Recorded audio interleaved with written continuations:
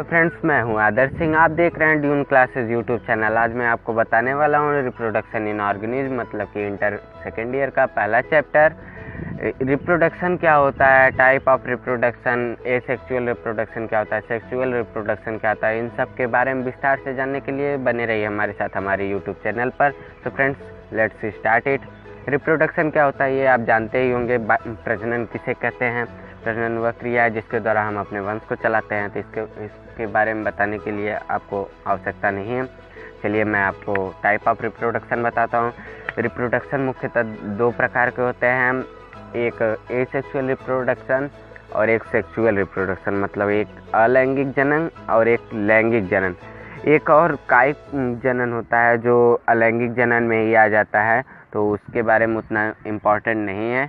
चलिए हम पहले एसेक्सुअल रिप्रोडक्शन के बारे में जानते हैं। एसेक्सुअल रिप्रोडक्शन क्या होता है, चलिए जानते हैं एसेक्सुअल रिप्रोडक्शन क्या होता है। It refers to production of offspring by a single parent without the formation and fusion of gametes, मतलब कि यह एक जनक द्वारा उत्पन्न संतति होती है, इसलिए इसे एसेक्सुअल रिप्रोडक्शन कहते हैं। The offspring receive all of their genes from one parent, इसमें एक जनक से ही उसकी संतति सभी जीन्स लेती है, इसलिए इसे क्लोन कहते हैं। मतलब आकार की वह आनुवांशिक रूप से अपने जनक के समान ही दिखाई देती है, इसलिए इसे क्लोन कहते हैं। चलिए फ्रेंड्स, इसके टाइप्स के बारे में जानते हैं। चलिए आगे देखते हैं। फ्रेंड्स, इसका फर्स्ट टाइप है फिजन। इसमें पेरेंटल बॉडी दो या दो से अधिक डॉटर सेल्स में डिवाइड होती है। देखिए कैसे डिवाइड होती है, ये देखिए।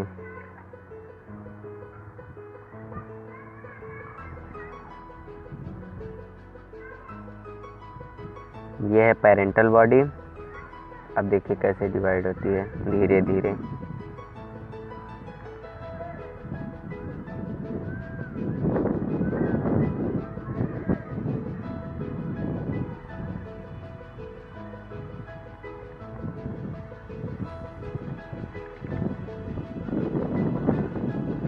धीरे धीरे डिवाइड होती है।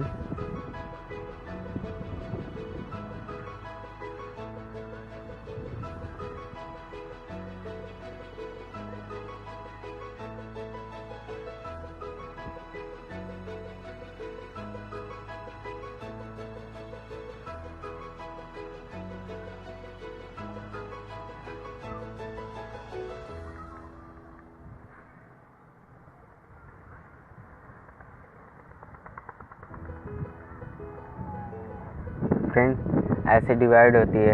अब इसका सेकेंड टाइप है वो है बडिंग। बडिंग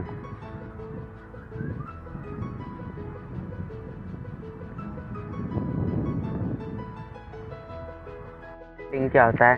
इसमें पेरेंटल बॉडी से कटे हुए भाग, जो पेरेंटल बॉडी में कटे हुए भाग होते हैं, उससे सेल्स निकलकर एक बॉडी का निर्माण करती हैं, मतलब कि डॉटर इंडिविजुअल्स का निर्माण करती हैं। देखिए कैसे। अब ये देखिए कोई बॉडी है पेरेंटल, ये उसका कटा हुआ भाग है।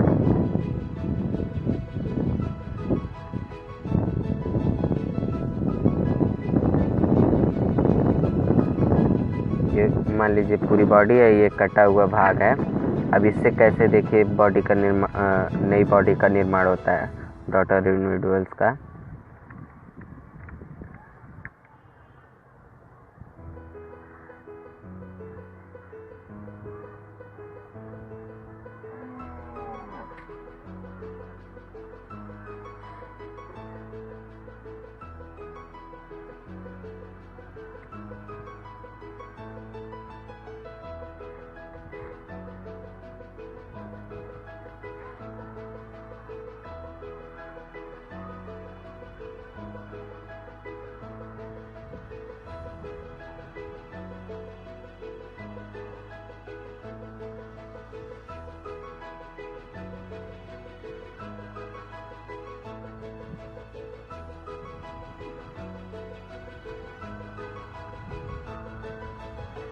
ये देखिए नई बॉडी निकल गई है, ये बडिंग कहलाता है।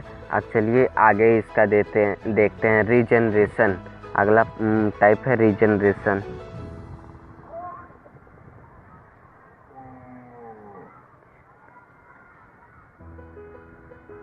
रीजनरेशन, ठीक है फ्रेंड्स, इसके बारे में चलिए जानते हैं।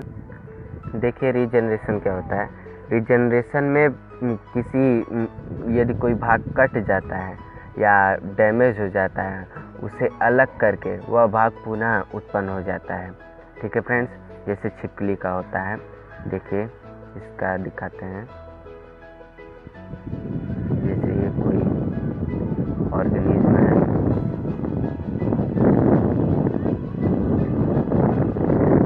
अब यहाँ से इसका पार्ट कट गया या डैमेज हो गया तो कैसे देखिए अलग हो जाता है।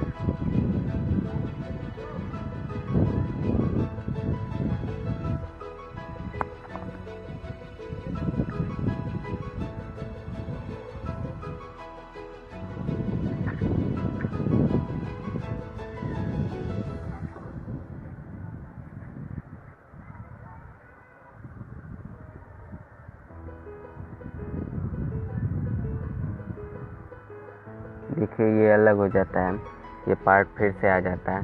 ठीक है फ्रेंड्स, अब चलते हैं अगले वाले पे। अगला है फ्रेगमेंटेशन। फ्रेगमेंटेशन क्या होता है चलिए देखते हैं। फ्रेगमेंटेशन में क्या होता है, पेरेंटल बॉडी का 2 या 2 से अधिक भाग हो जाता है और प्रत्येक भाग नए ऑर्गेनिज्म का निर्माण करता है। इसमें रिप्रोडक्शन की दर मतलब रेट बहुत अधिक होती है। चलिए देखते हैं कैसे ऑर्गेनिज्म का निर्माण होता है। अब जैसे ये कोई ऑर्गेनिज्म है,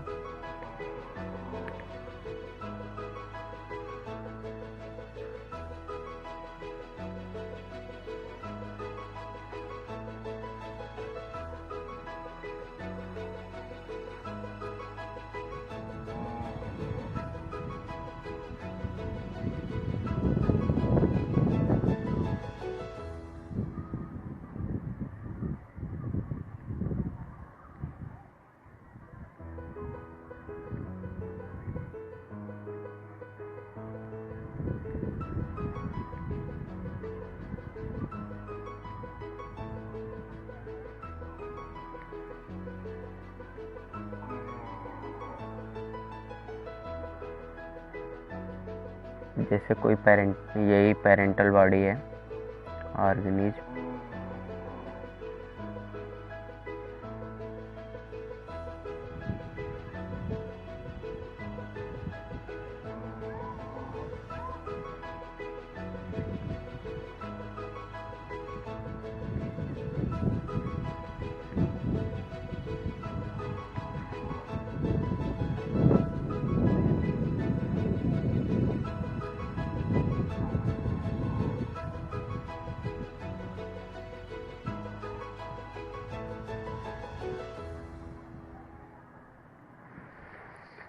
अब यदि यहाँ से ये ब्रेक हो जाए या 2 या 2 से अधिक पार्टों में डिवाइड हो जाती है, तो ऐसे 2-3 बना लेते हैं। 2 से अधिक ही बॉडी का निर्माण करते हैं।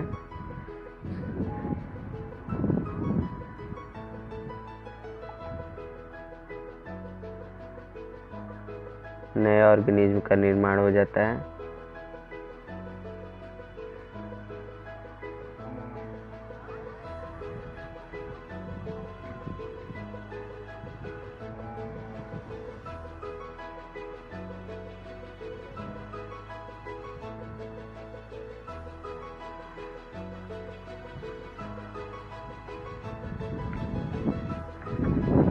फ्रेंड्स,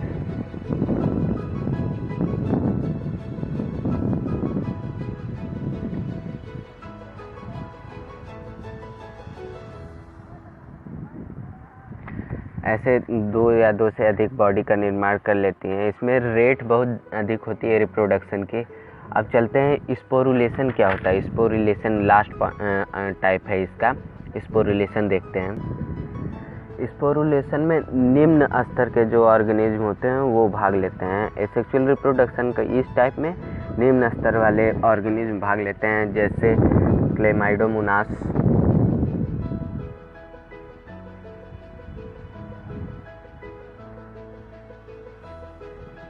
क्लेमाइडोमोनास हो गया, पेनिसिलियम हो गया,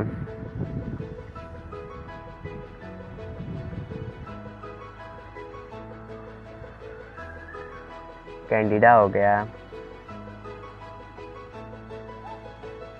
etc. ऐसे छोटे ऑर्गेनिज्म जो होते हैं वो इसमें भाग लेते हैं। चलिए फ्रेंड्स, अब हम सेक्सुअल रिप्रोडक्शन की तरफ बढ़ते हैं। सेक्सुअल रिप्रोडक्शन क्या होता है इसको बताते हैं। चलिए देखते हैं सेक्सुअल रिप्रोडक्शन।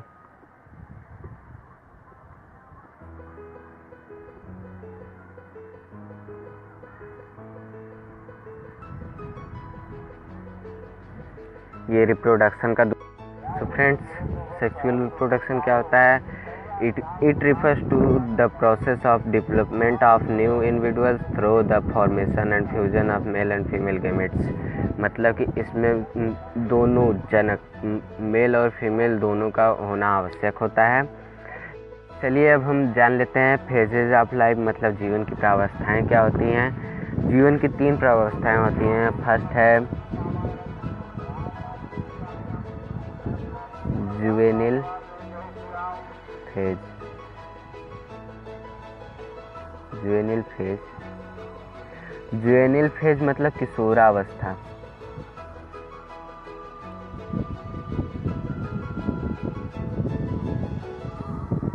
इसमें जुवेनिल फेज में क्या होता है हम आपको बताते हैं। इसमें बाल जब से मनुष्य पैदा हुआ रहता है उससे लेकर जब तक वह रिप्रोडक्शन करने योग्य हो जाता है तब तक की प्रावस्था रहती है इसमें। इसे जुवेनिल फेज कहते हैं। अब सेकंड वाला जो है वो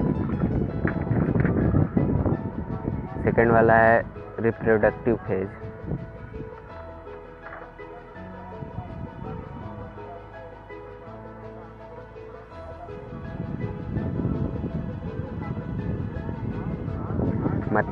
मतलब कि प्रजनन अवस्था, जनन प्रावस्था या प्रजनन अवस्था। डिफरेंट इसमें इस फेज में मनुष्य प्रजनन करने के लिए एकदम सक्षम हो जाता है, इसलिए इसे जनन अवस्था या प्रजनन अवस्था कहते हैं। अब लास्ट वाला नंबर 3 है। लास्ट वाला सेंसेंट फेज है। इसमें मनुष्य मतलब कि इसके प्रजनन के बाद जो मतलब जनन अवस्था के बाद जो अवस्था आती है उसे सेंटेंस फेज कहते हैं। ये लास्ट फेज होती है, इसके बाद मनुष्य की मृत्यु हो जाती है। क्या होता है? सेंसेंट फेज। ठीक है फ्रेंड्स,